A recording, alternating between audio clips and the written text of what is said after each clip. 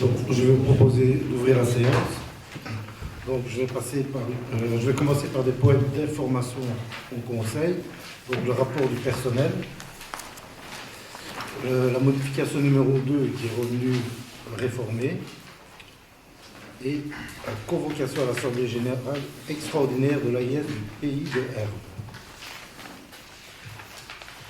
Y a-t-il des questions? Par rapport à la modification budgétaire. Oui.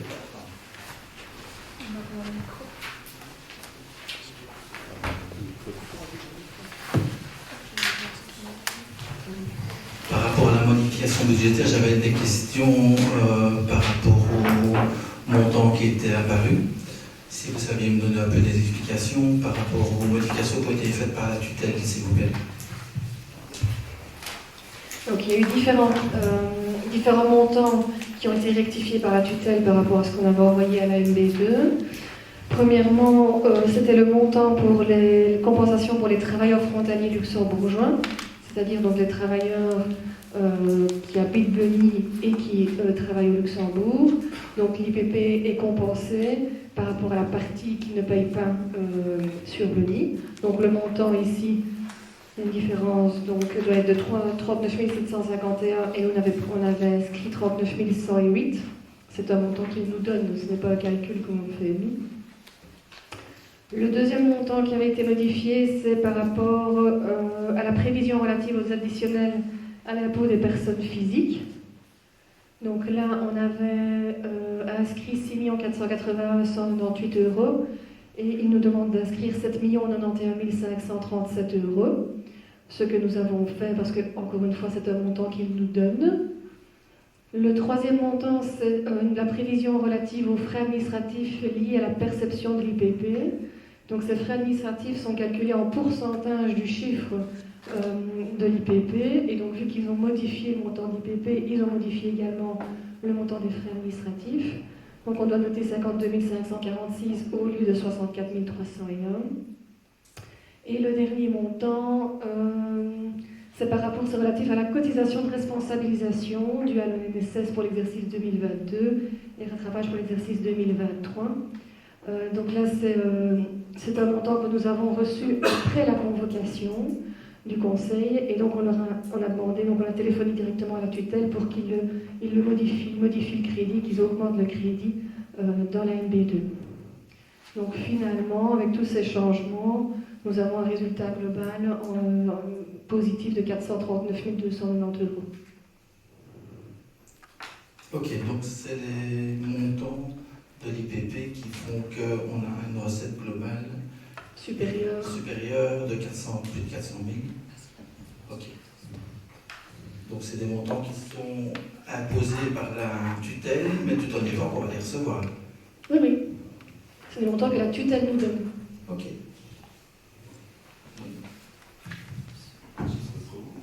D'autres questions? Alors, je demande l'urgence pour les assemblées générales d'Enodia, RESA et de la SPI. Est-ce que vous êtes d'accord d'inscrire l'urgence? Qui est pour? Merci. Alors,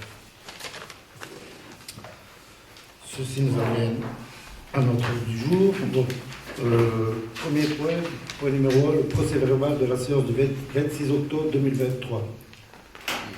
Est-ce qu'il y a des questions? Qui est pour?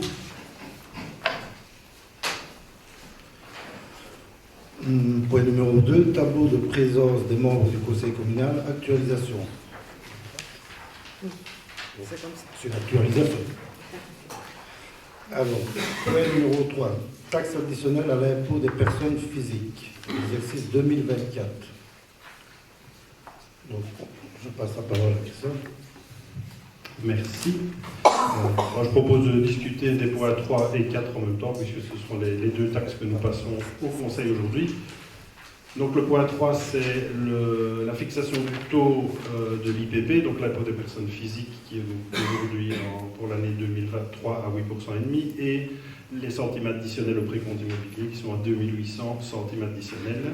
Les propositions, donc, point 3 et point 4 qui sont sur la table, consistent à jouer la continuité et à maintenir le taux de 2023 pour l'année 2024. Donc on reste à 8,5 sur l'IPP et à 2800 au précompte, sur les additionnels au précompte immobilier. Alors peut-être un petit point de contexte autour de ces propositions. Le premier mot qui me vient à l'esprit, c'est prudence. Donc je pense qu'on a élaboré cette proposition en voulant être prudent. On est conscient, tous ici, je pense, j'espère, autour de la table, de la complexité des budgets communaux pour l'instant, d'ailleurs de la complexité des budgets des familles aussi, de manière très simple, parce que les prix flambent un peu partout. Et donc au niveau des budgets communaux, les subventions qui arrivent à la commune pour remplir les caisses ne sont pas nécessairement à la hausse. Et les charges, évidemment, qui pèsent sur les communes ne vont pas en diminuant, que ce soit les charges de transfert vers les différentes entités que les communes doivent financer, et évidemment les charges de fonctionnement, puisque le premier but d'une commune, c'est d'assurer des services à la population, c'est bien normal. Mais ces services, ils se font avec du personnel, avec des matériaux, avec de l'énergie, tout ça augmente. Donc ces éléments d'augmentation que l'on observe liés à l'inflation des prix, couplés à cette stagnation, je vais dire, des subventions qui viennent vers les communes, fait que nous sommes poussés vers une approche prudente par un maintien des taux des taxes proposées. Soulignons quand même que la situation n'est pas facile, mais qu'il n'y a pas de nouvelles taxes ni d'augmentation de taxes. C'est un maintien des taux, donc ça me paraît important à souligner. Je pense que la proposition peut être jugée, donc j'ai dit prudence, je dirais raisonnable.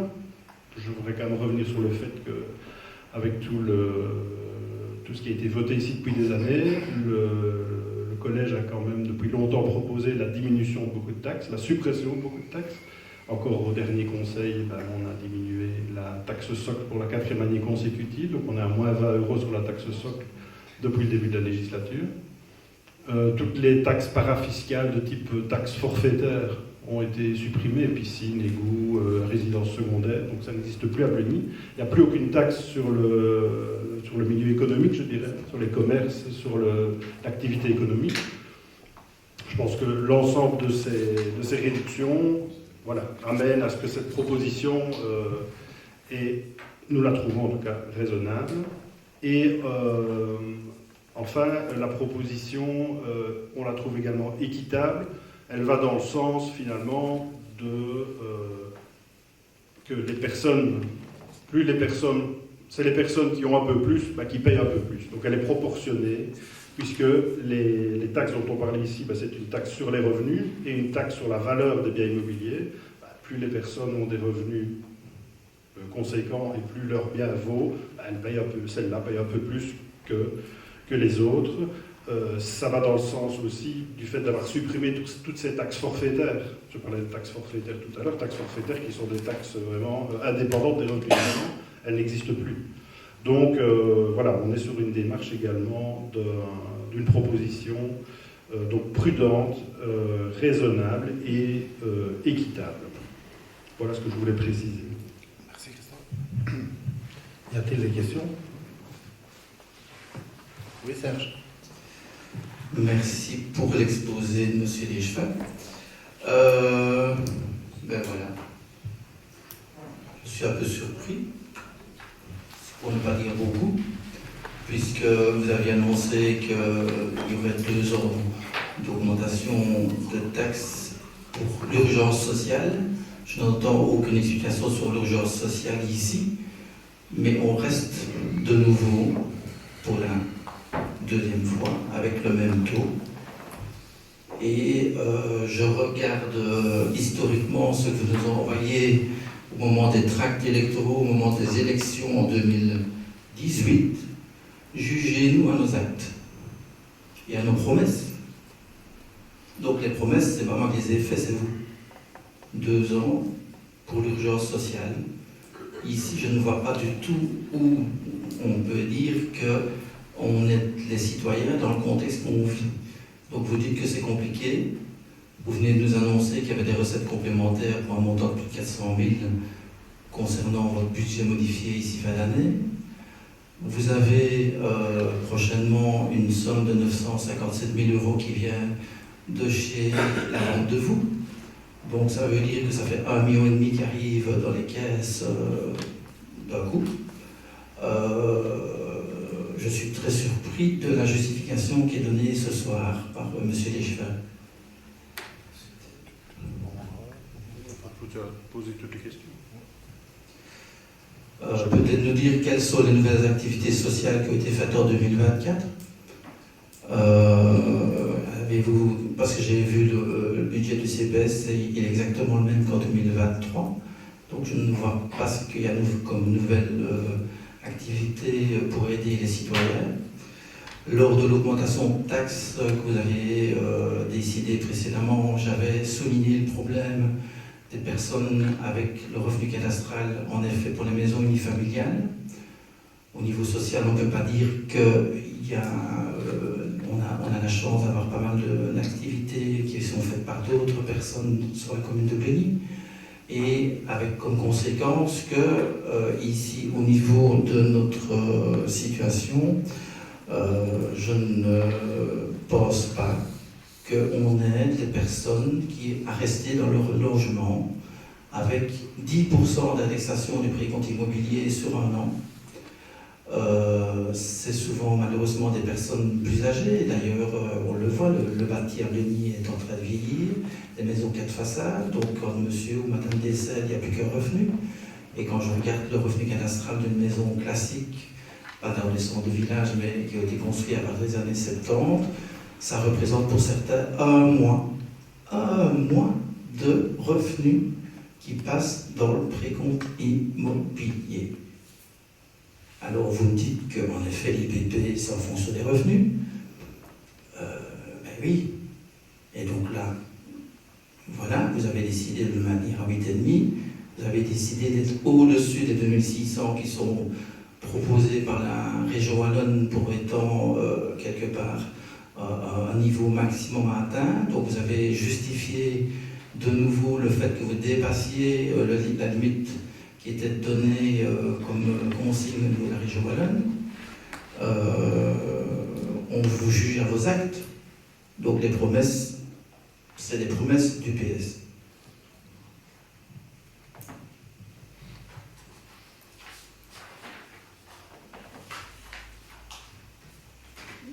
Je ne sais pas si vous avez des remarques. Vous avez d'autres questions? Oui, je pose d'autres questions ici. Par rapport à ce point-là, vous avez d'autres questions? C'est pas une question, c'est des interrogations.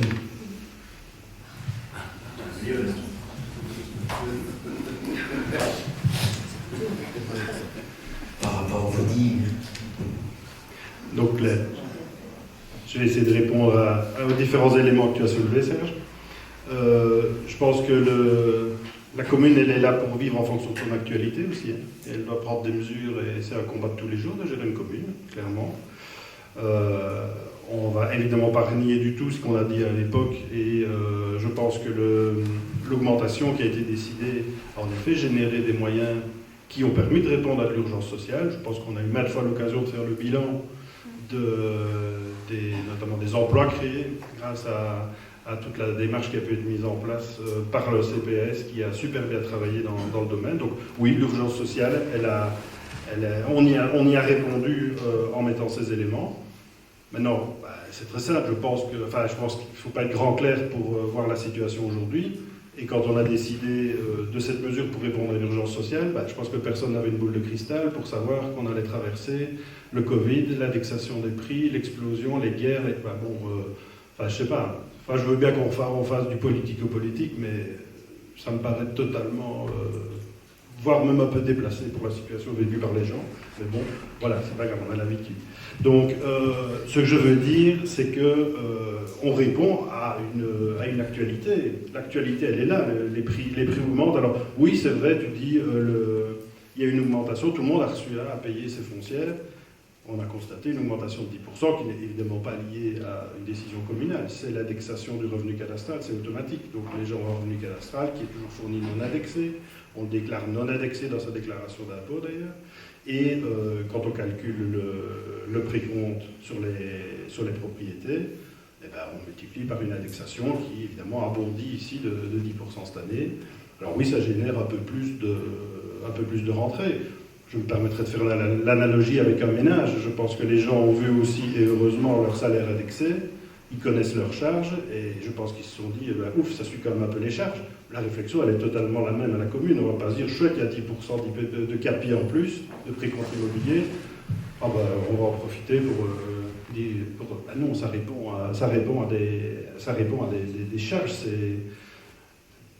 Ces 10% qui sont arrivés, ben, ils repartent dans des charges, tout simplement. Tout ce qui concerne les montants, les rentrées que je qualifierais d'exceptionnelles, donc la vente de vous, donc en effet, on a reçu la bonne nouvelle lundi que la vente de vous générait de mémoire 150 millions d'euros qui étaient distribués entre les différentes communes membres de l'intercommunal, et Pleny donc va donc recevoir 957 000 euros. Donc oui, c'est clairement une bonne nouvelle. Donc ça fait c'est du cash qui arrive. Je souligne quand même que c'est une rentrée exceptionnelle, donc ça arrive dans notre ménage communal une fois pour toutes. Une seule fois, je veux dire, c'est pas quelque chose qui va revenir chaque année. Alors, de nouveau, je refais un peu une analogie. Quand le ménage qui reçoit, ben voilà, il fait un petit gain, ou il y a la grand-tante qui fait un versement exceptionnel, etc., ben, on réfléchit, qu'est-ce qu'on fait? Soit on se crée le truc dont on rêve, ou alors peut-être on réfléchit un peu plus loin et on se dit, bah oui, bah c'est bien avec ça, on va peut-être essayer de convertir ça dans quelque chose qui va nous permettre d'alléger notre charge chaque année. Donc est-ce qu'on va peut-être anticiper le remboursement de l'emprunt de notre maison pour ne plus devoir le payer chaque année? Donc voilà, cet exercice-là, je propose de ne pas en parler aujourd'hui parce qu'on a un conseil en décembre dont l'objet sera le budget, et c'est à ce moment-là, d'ailleurs le chiffre date de lundi, donc il n'est pas encore intégré dans les prévisions. Donc nous verrons comment nous allons le gérer au mieux pour que ça profite au budget communal et au service qui est rendu à la population. Je me permets de remettre mes lunettes quand même parce que j'écris de plus en plus petit, ou c'est mes yeux qui vont me mettre en moins bien, pardon. Donc voilà, je crois que j'ai répondu à l'urgence sociale. Ouais, non, ça me paraît... Je pense que j'ai fait le tour. Merci Christophe. Merci pour vos réponses, mais vous n'avez pas vraiment répondu à mes questions, puisque ça ne me convient pas du tout la manière dont c'est justifié. Et je dois dire que les promesses, c'est pas moi qui les ai faites, c'est vous qui les avez faites. Et c'est vrai que si demain le prix compte immobilier est à 2008, c'est vous qui avez décidé de le maintenir là. C'est pas moi qui ai décidé de ne pas le redescendre, c'est vous qui décidez. Et donc, les promesses font peut-être que des fois le populisme arrive. Et le populisme, les promesses, c'est pas moi qui les fais, c'est vous qui les faites. Et donc là, j'entends que vous dites qu'on est tout le temps en train de critiquer. Moi, je ne pense pas que je suis en train de critiquer, j'essaie d'analyser vos promesses et votre manière de voir les choses, et sur le programme que vous avez été élu, et sur ce qui a été dit précédemment, ou bien alors vous n'êtes plus solidaire avec ce qui a été dit précédemment, mais là il faut nous le dire aussi. Il y a eu à un moment donné une décision, 2 ans, et puis on refait le point et on est censé redescendre. Ici, je ne vois pas de justificatif par rapport au fait qu'on le maintienne. C'est votre choix. Oui, comme tu le dis, 2 ans et on fait le point. On a fait le point et on vous propose une décision qui ne donne pas descendre. Et on vous dit qu'on acte, en effet, comme vous l'avez souligné, les différentes rentrées qui sont là. Et on va faire un exercice budgétaire et on présentera le budget le mois prochain. Et donc l'année dernière, c'était aussi un choix, puisque c'est de nouveau la même chose que l'année dernière. C'était la prudence. Je réponds. Donc la prudence, c'est une sécurité pour la majorité plutôt que d'aider les citoyens. Non, c'est une saine gestion communale, je pense.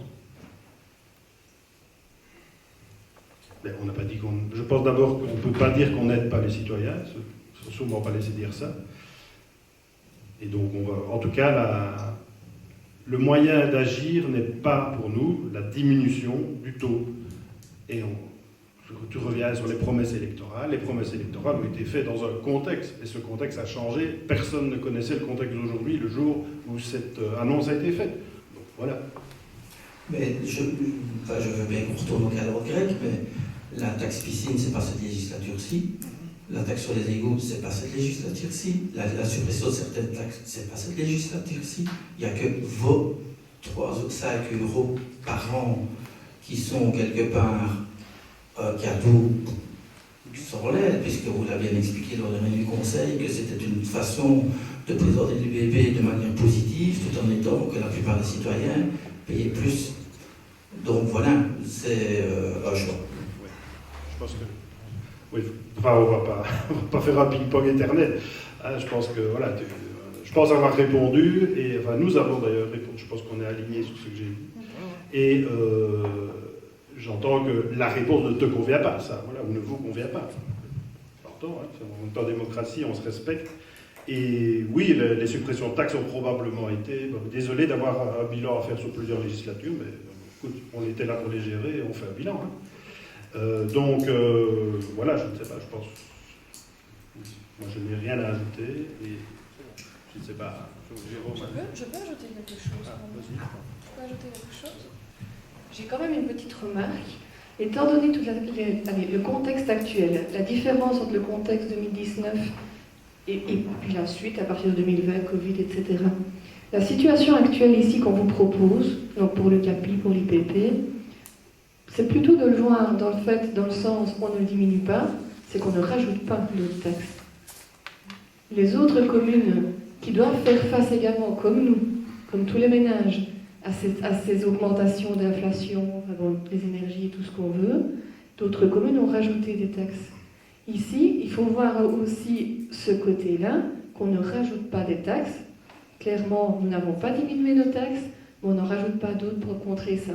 Que du contraire, on continue sur notre lancée des investissements et de notre programme politique.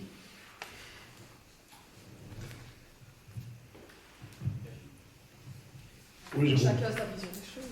Oui, effectivement, on va pas bloquer des heures sur voilà, moi j'avais juste envie de vous dire une chose, c'est que dire que c'est déplacé parce qu'on vous met face à vos responsabilités, je trouve que c'est un peu fort de café. Je pense que ce qui est vraiment déplacé pour la population, c'est que vous ne respectez pas vos promesses et vos engagements. Voilà, je pense que les électeurs auront le choix en 2024. Merci. Je répéterai là-dessus que les promesses ont été faites dans un contexte, d'accord, et le contexte n'est plus le même du tout aujourd'hui. Voilà. Je me permets juste de dire, non, tu interprètes ce que j'ai dit. J'ai dit déplacé, je trouvais déplacé de nier la situation économique aujourd'hui. C'est ça que j'ai dit. Non, je dis que c'était déplacé et qu'en plus vous avez l'habitude qu'on limite on critique. Enfin voilà, peu importe, on visionnera le conseil. Alors, on va passer au vote pour le 3.3, taxe additionnelle à l'impôt des personnes physiques. Exercice 2024, qui est pour tel qu'il est proposé. Qui est contre? Alors, point 4, centime additionnel au prix compte immobilier, exercice 2024, qui est pour comme il est présenté? Qui est contre? Alors, ce qui nous donne au point 5, subside 2023. Donc, je passe la parole à notre chef des associations. Je vais vous parler du point 7 dans sa globalité. Donc, au point 7.1, il s'agit de... J'ai dit quoi?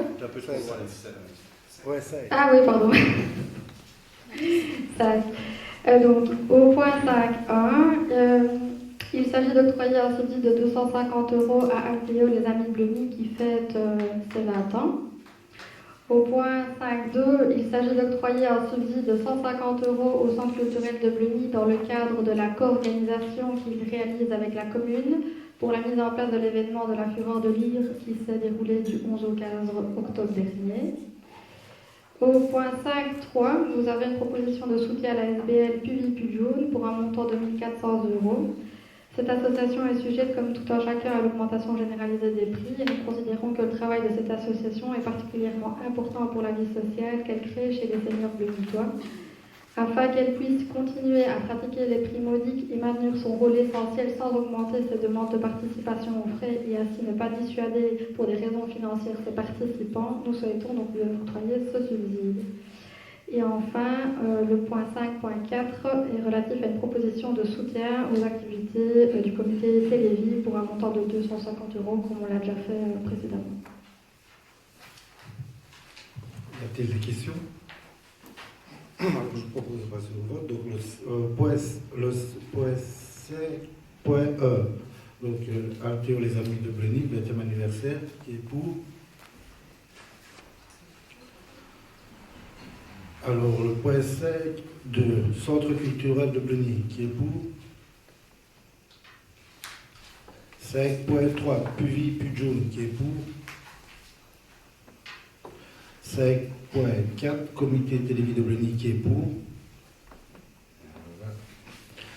Alors, point 6, subside 2023, précompte immobilier, salle associative. Donc, comme nous l'avons fait précédemment, nous souhaitons maintenir l'aide apportée aux associations propriétaires de salles associatives sur la commune en prenant en charge leur précompte immobilier.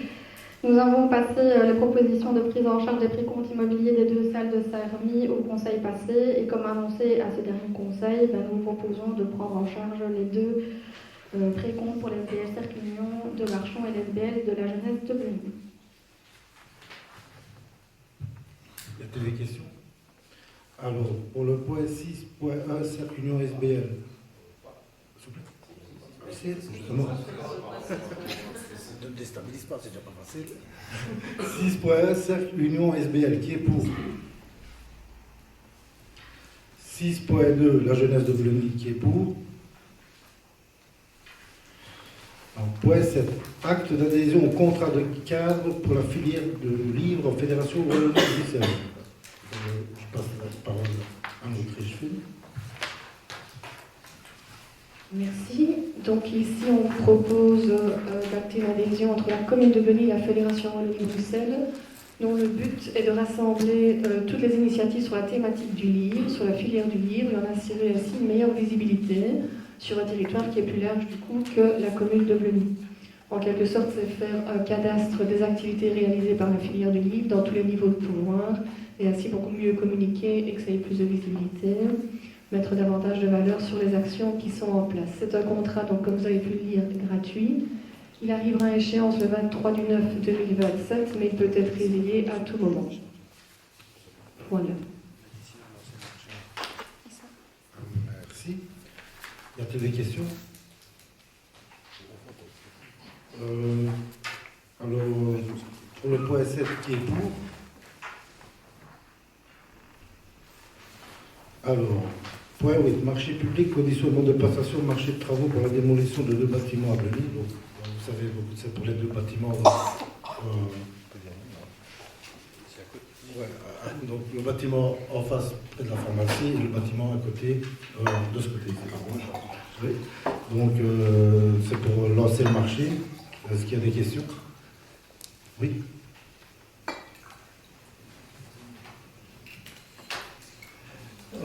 Oui, je suis un peu surpris, même si on l'avait vu dans votre intervention au niveau de l'implication budgétaire. Mais donc, pourquoi est-ce que vous décidez d'avancer seul sur cette démolition et de raser les 2 maisons dès maintenant? On n'avance pas seul. C'était prévu de libérer ces 2 espaces pour pouvoir les intégrer dans la surface à aménager. Donc, c'était prévu de réaliser comme ça. Dans la foulée, par contre, donc l'auteur de projet travail, je vous ai expliqué qu'on avait pu enfin récupérer un nouvel auteur de projet. Et donc, ici, pour la fin du mois, tout début décembre, on aura une première esquisse. Donc, on va réunir en courant décembre le comité citoyen pour pouvoir leur montrer cette première esquisse, en discuter avec eux, avec l'auteur de projet. Donc voilà, de ce côté concertation, on avance là-bas sur l'élaboration du projet, mais en attendant, la démolition et la mise à blanc des espaces était prévue. Oui, c'était prévu d'en discuter avec les citoyens, mais ici, vous prenez la décision. Donc, voilà, donc, ici, ici, dans la situation, c'est pour faire... Moi, j'ai pas vu de plan, donc je sais pas... Oui, il y a toujours pas de plan, mais ici, vous voulez faire quoi en rasant? C'est pour mettre quoi à la place? Donc ici, on prévoit de raser pour en faire des emplacements de parking de ce côté ici, donc sur le bâtiment à côté, donc des emplacements de parking et faire une venelle pour passer sur la place derrière, sur la place de la Maison du Peuple. De l'autre côté, donc au lieu entre deux villes en face, de la pharmacie, donc là-bas, c'est de démolir pour en faire un futur accès pour aller retrouver le parking de l'école et y faire des emplacements de parking. Voilà. Et on est déjà propriétaire des terrains pour aller sur l'espace Simone Veil, j'ai encore rien vu, moi. Pas encore, non, mais c'est pris. Donc on détruit, mais on ne sait pas encore si on a les terrains. On porte un intérêt sur ces terrains et voilà, on est en train de négocier. Mais quoi qu'il se passe, ce sera des emplacements de parking. Ça, donc on fait des parkings, on a acheté des maisons 500 000, des 200 et des 300, je ne sais plus. Ici, les mettre au niveau des marchés publics, c'est de nouveau un montant. Donc on est en gros à 1 million pour faire du parking. Tout ça a été acheté par une estimation, on n'a pas acheté ça sur le coup de tête comme ça, donc il y a eu des estimations. Mais donc ici, on prend 1 million, qu'on met à la poubelle pour faire des parkings. Des fois, voilà, tu n'as pas le choix, si tu as besoin de parking dans un village, tu es obligé de faire quelque chose à un moment donné. Donc depuis le début, il est bien expliqué que ces deux maisons, on a pris l'opportunité de les acheter pour dégager de l'espace. Cet espace, pour agrandir l'espace aménageable du centre de Blugny. L'idée est en effet, la proposition, et ça je pense que c'était pas du tout rejeté par le comité citoyen, d'y créer notamment des poches de parking pour délester plutôt la partie centrale et avoir un aménagement plus urbain dans la partie centrale. Il faut quand même bien mettre les voitures quelque part et permettre aux gens de se garer. Donc ce qui est fait ici, c'est la démolition et l'aménagement en mode provisoire d'une surface de parking. Donc ce sera une surface empierrée où les gens pourront se garer. Et c'est un aménagement provisoire qui passera en définitif lorsque le plan sera arrêté, approuvé, permis obtenu, etc. Donc ici, on met à blanc et on permettra aux gens de s'y stationner. Ça s'arrête là pour l'instant. C'est une première phase provisoire. Oui, Serge. Moi j'ai le sentiment qu'on est de nouveau en train de monter le dossier à l'envers. C'est pas la première, donc on continue. Mais clairement, dans la situation, j'ai le sentiment que les personnes qui font partie du comité, ils sont un peu paumés là pour l'instant. Ils ont l'impression qu'on avance sans eux et qu'on prend des décisions comme s'il y avait une échéance électorale, je n'en sais rien moi, mais que quelque part il faut avancer, et puis on réfléchit. Alors maintenant on me dit en effet que manifestement le collège a eu en effet la possibilité de maintenir le prix au niveau de l'auteur de projet qui travaille pour un autre bureau, c'est bien ça? On a désigné l'auteur de projet par marché public. Cet auteur de projet arrête ses activités. C'est prévu dans la loi des marchés publics, ça arrive. Le gars, il est pensionné. C'est ce qui a été expliqué au conseil. Voilà, alors il cède son activité. Comment? Ce sont les PV de collège qui sont sur l'extranet. Oui, je pense qu'il y a... Personne ne découvre rien ici. Hein. Et donc, cette personne a cédé son activité. Et alors le collège, comme il doit le faire, a validé, parce qu'il aurait très bien pu céder à une personne qui n'avait pas les capacités, etc. On a vérifié que la personne répondait aux capacités demandées dans le marché public. Et bien entendu, il était hors de question que ce ne soit pas au prix du marché, forcément. Donc le prix qui était prévu dans l'appel et dans le marché public et qui a été validé, il reste. Et c'est juste un nouvel auteur de projet qui facturera ses prestations. Donc on a juste changé d'auteur de projet parce que le précédent a arrêté son activité et sa personne ne pouvait le prévoir. Et donc le délai c'est décembre pour avoir... J'ai demandé à l'auteur de projet de nous fournir une première esquisse, donc on est en phase d'esquisse, donc c'est un schéma d'aménagement général, mais qui définit des grandes zones, répartitions, etc. Donc première esquisse ici fin du mois, donc évidemment je leur réserverai d'abord la primeur au collège dès qu'il me l'aura fourni, et puis alors lorsque le collège l'aura vu et donné un accord de principe, je dirais en tout cas, on partagera pour alors le soumettre à discussion. Hein. C'est une esquisse, donc un auteur de projet dans sa première phase, de toute façon, et il est prévu qu'il remette, je ne connais pas exactement, généralement on prévoit 2 ou 3 esquisses pour lui faire remanier en fonction des discussions qu'on aura avec les citoyens. Donc on est 100% dans l'implication des citoyens dans le projet, et on n'a pas l'impression de faire quelque chose d'imprévu en supprimant les 2 immeubles, puisque maintes fois on nous a dit, et quoi, ça n'avance pas, la démission de ces immeubles, on y est. Voilà. Moi, j'ai pas eu cette version-là de la part de la population. Mais voilà, si vous avez des gens qui vous disent ça, c'est pas ce que j'entends. On avait encore une question par rapport au cahier des charges. Oui, c'est beaucoup plus technique. Je vois en page 47 du cahier de charges démolition, il parle d'un inventaire amiante en annexe. Sauf erreur, je l'ai peut-être raté, mais je ne l'ai pas vu dans la plateforme.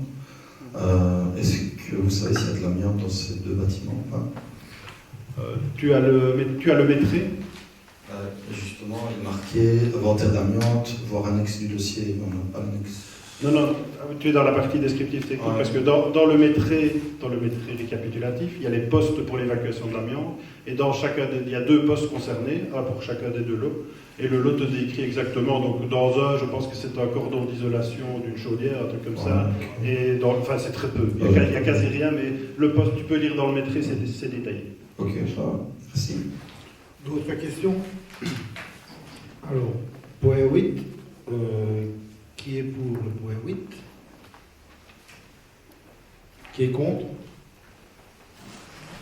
Alors, point 9. Aliénation immobilière communale rue de Heuseux à Barchon. Renonciation à la vente.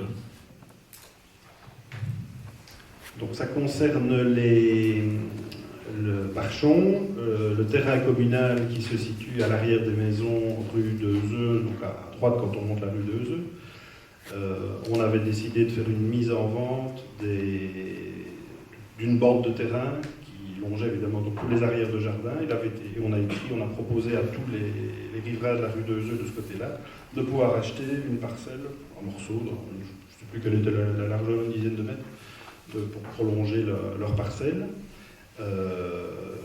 Ça faisait suite à une sollicitation ou 2 qu'on avait reçues, donc on s'était dit pourquoi pas.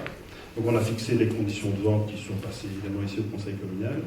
On a reçu quelques propositions, donc très peu. Donc on se retrouvait avec des propositions d'acquisition hyper ponctuelles sur cette bande. Et en plus, il y avait des gens qui dans la proposition qu'ils formulaient, ils allaient au-delà du morceau qui leur était proposé, ou alors ils voulaient un morceau en biseau derrière chez le voisin.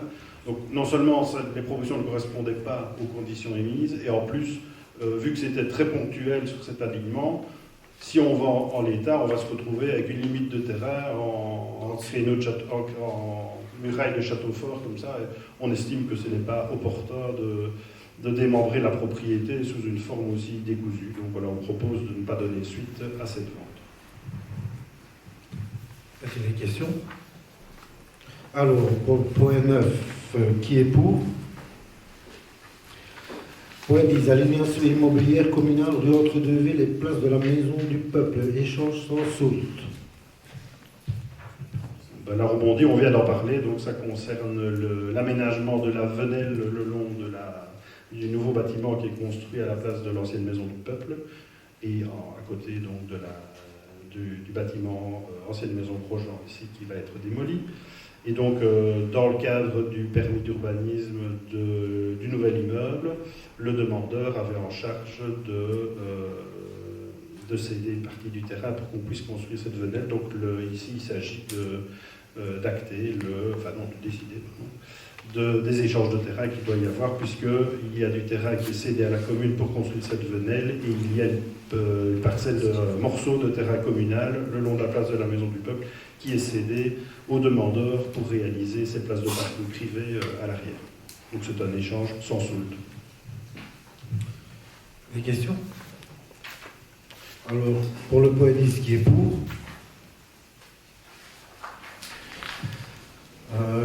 Point 11, patrimoine, vote d'herbe sur pied à mortier, saison 2024, procédure et conditions. Est-ce qu'il y a des questions? Qui est pour?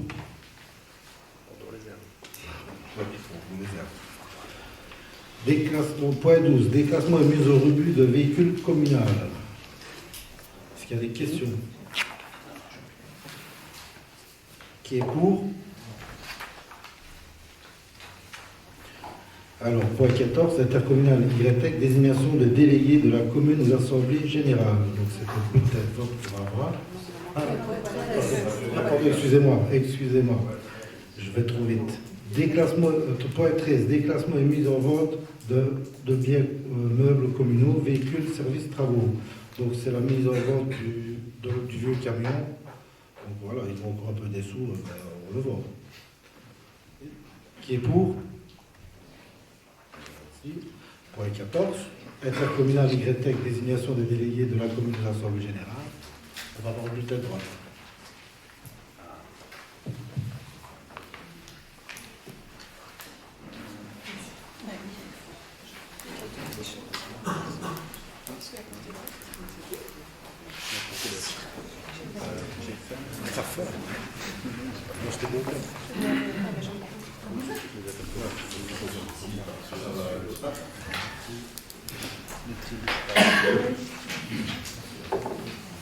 Alors, pour les petits points, C'est bien ça que délégué. ouais. Oui, c'est une interco. C'est vrai. On peut plus, hein. Non, mais c'est grave. Ouais. Putain, On va aller jouer les vieux chats dans la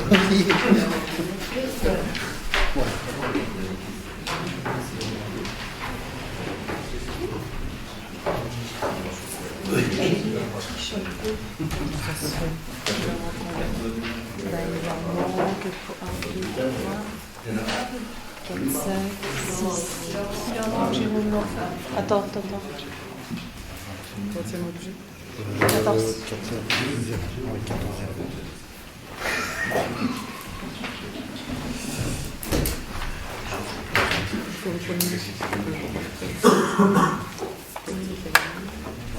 veux que j'en fasse ou je peux pas? Non, je peux pas. Non plus.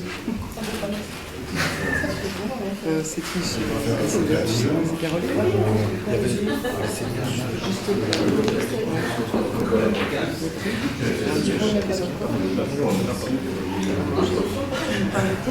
C'est elle qui est. Merci.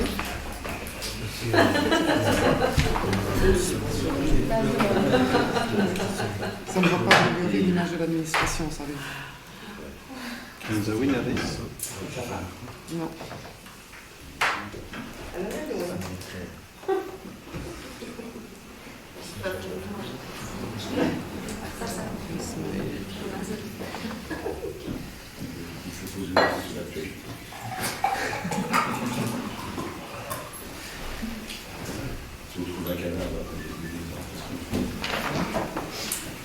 Évidemment combien? Ah, pas de page.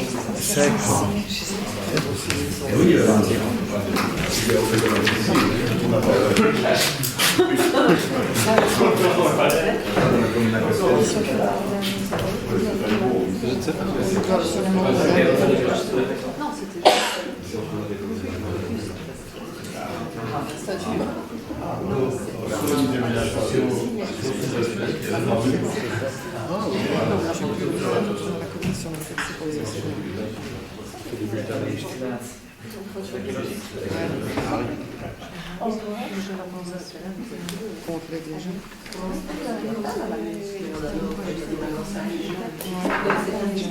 Désignation des délégués.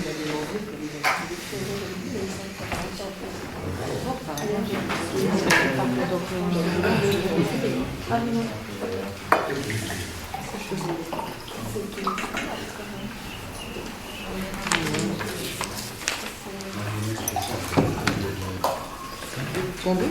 6. T'as déjà pas apprécié.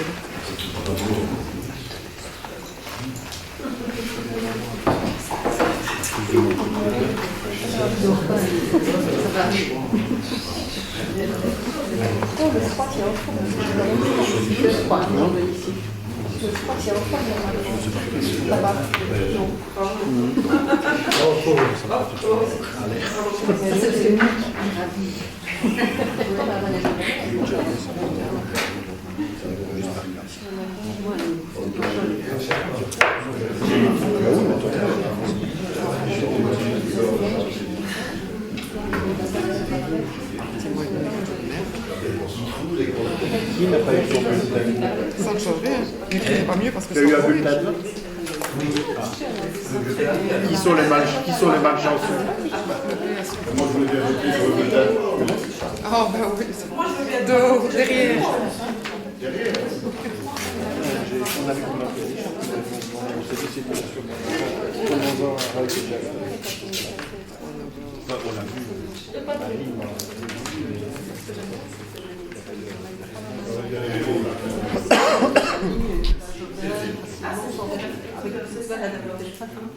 Bah t'en as assez. Hein. Voilà. Comme ça, quand on a 70 de vie à faire. Non, je ne les fais pas.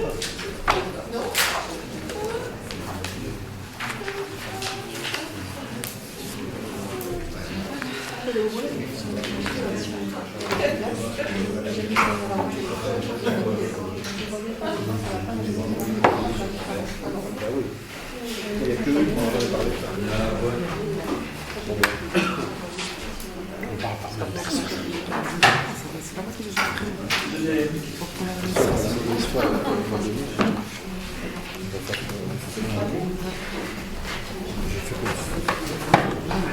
Pire place.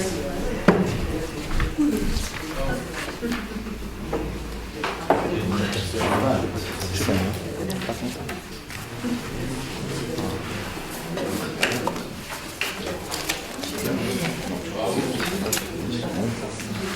C'est parti, 16, 17, 18, 19, il me semble.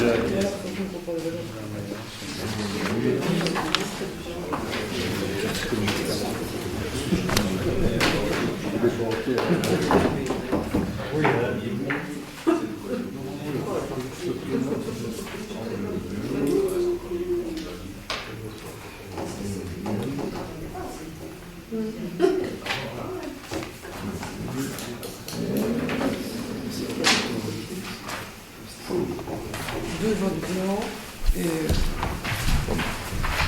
donc il y a deux votes blancs, donc il y a 19 voix pour tous les candidats, sauf Sabine de Cocker qui a 17 voix.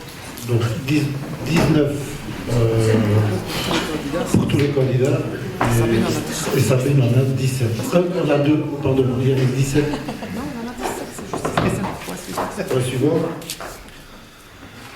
Ouais, qui est l'association intercommunale pour les démergements et l'épuration. Assemblée générale stratégique, approbation des points portés à l'ordre du jour.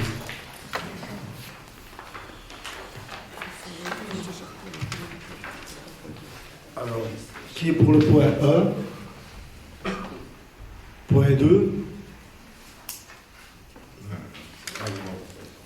Point 16, Centre hospitalier régional de la Citadelle, Assemblée générale ordinaire, approbation des points à l'ordre du jour. Pour le point 1, qui est pour? Le point 2, qui est pour?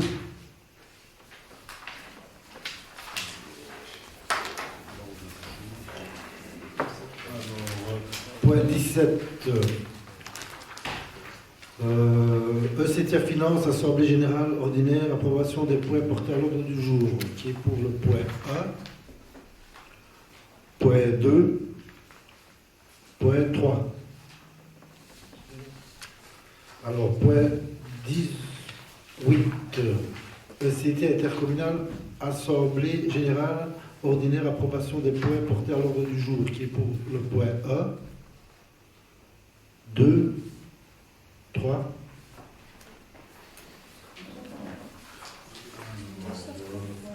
Point 19, foyer de la région de Fléron, Assemblée générale extraordinaire, approbation des points portés à l'ordre du jour, qui est pour le point 1, point 2, point 3,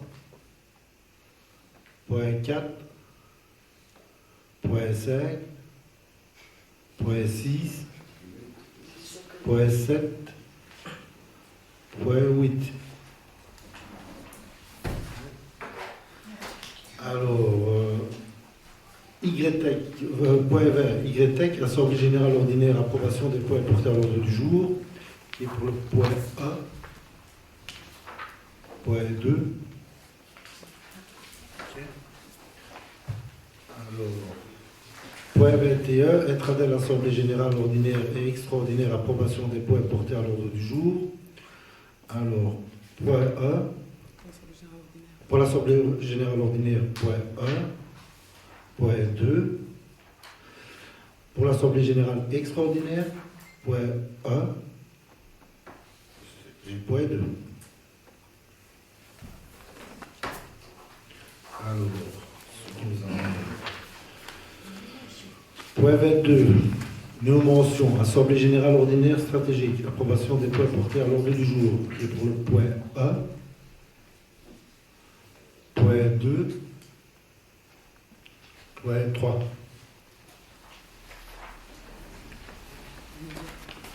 Alors, ici,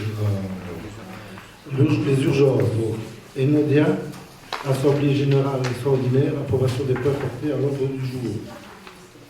Alors, qui est pour le point 1, point 2, point 3.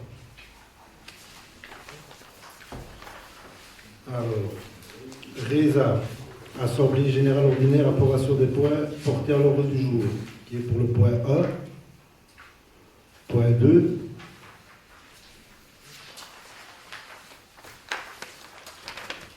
alors, la SPI, Assemblée générale ordinaire, approbation des points portés à l'ordre du jour, point 1, point 2,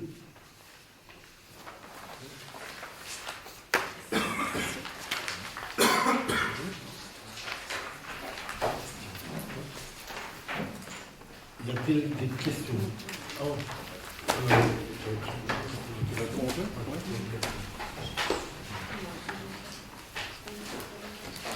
Dans le cadre des questions, je pense qu'il y avait encore deux questions chez vous qui étaient en suspens, qui étaient vous aviez posé la question sur l'utilisation du subside pour soutenir la gratuité dans les écoles, sur l'utilisation qui était faite du subside. Donc on voulait vous revenir sur le fait qu'en vous répondant donc que, le pas d'effet, forcément, tout le monde est bien conscient, ce subside existe et il est bien confirmé qu'il est utilisé donc, pour l'achat de fournitures scolaires et partiellement pour du transport scolaire aussi dans le cadre des excursions. Donc ce sont les deux utilisations qui en sont faites. Donc c'est bien des budgets qui sont mis à la disposition des écoles et dont elles proposent l'utilisation. Voilà pour le premier élément de réponse. Et alors, vous aviez aussi un point que vous aviez... Il y a deux conseils, je pense. C'était sur l'état de paiement de la caserne. Et donc, ça correspond bien avec l'actualité de cette semaine, puisque le collège de lundi a validé le dernier paiement de la caserne. Donc, la caserne est entièrement payée à l'État belge cette semaine. Donc, voilà. Enfin, je ne sais pas quel jour exactement le virement sera fait, mais en tout cas, il est fait. C'est payé. Donc la caserne peut être considérée totalement payée. Donc voilà, la commune a assuré les paiements depuis la date de signature jusqu'à aujourd'hui pour payer l'ensemble, donc les 13 millions et demi. Les paiements ont été effectués de manière régulière. Il y a eu un attrait de retard à payer à la Défense, à l'État. Et donc voilà, les paiements ont été échelonnés jusqu'en 2023, mais l'ensemble de la caserne peut être considéré donc comme payé.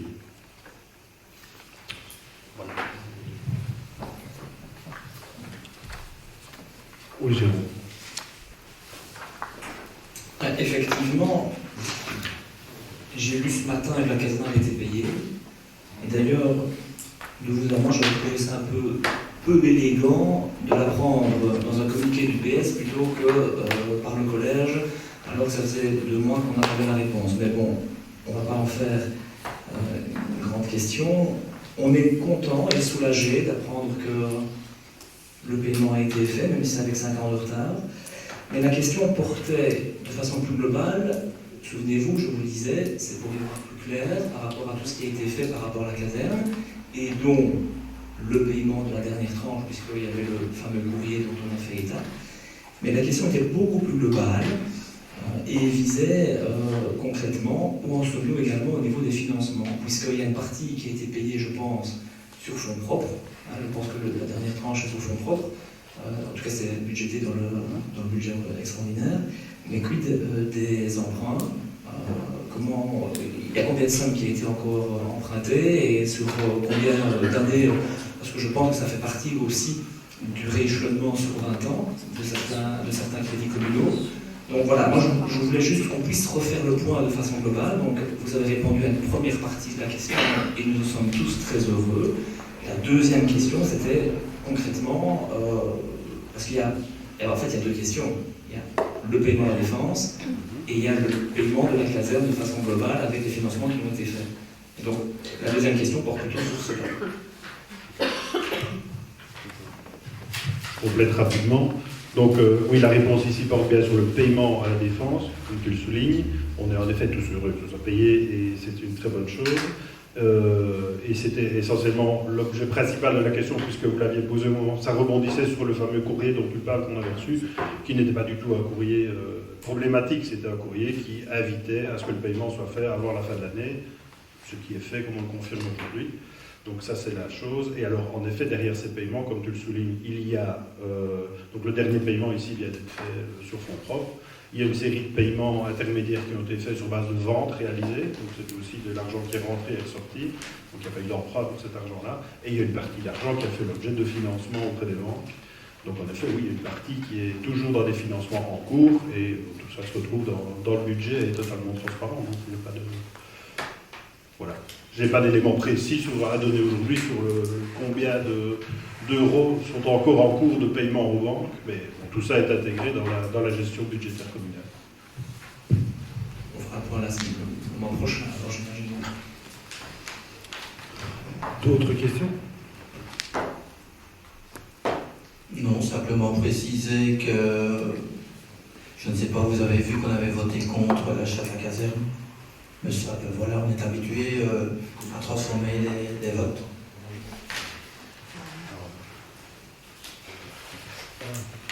D'autres questions?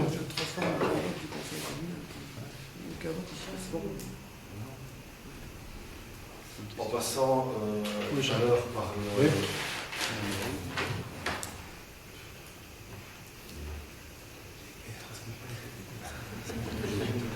Juste pour rebondir sur votre article, de toute façon, vous avez voté pour, on ne transforme pas les votes du conseil. Hein. Voilà. Oui, Charlie. Alors, je suis passé tantôt par l'espace immobilier et j'ai vu que la toiture de l'atelier commence à se laisser salement aller du côté du réfectoire. Les ateliers qui sont condamnés, là. Ouais, c'est ça. Oui, je sais bien. On en a fait part, on a été voir. Ouais. Donc, je suppose que ça... Oui, de toute façon, voilà, ici, là, ce bâtiment-là, il faudra à un moment donné se raisonner à les faire partir. Voilà. D'autres questions? Ceci clôture notre... Ah oui, il y a... Donc, ceci clôture notre séance publique. On va passer au huis clos.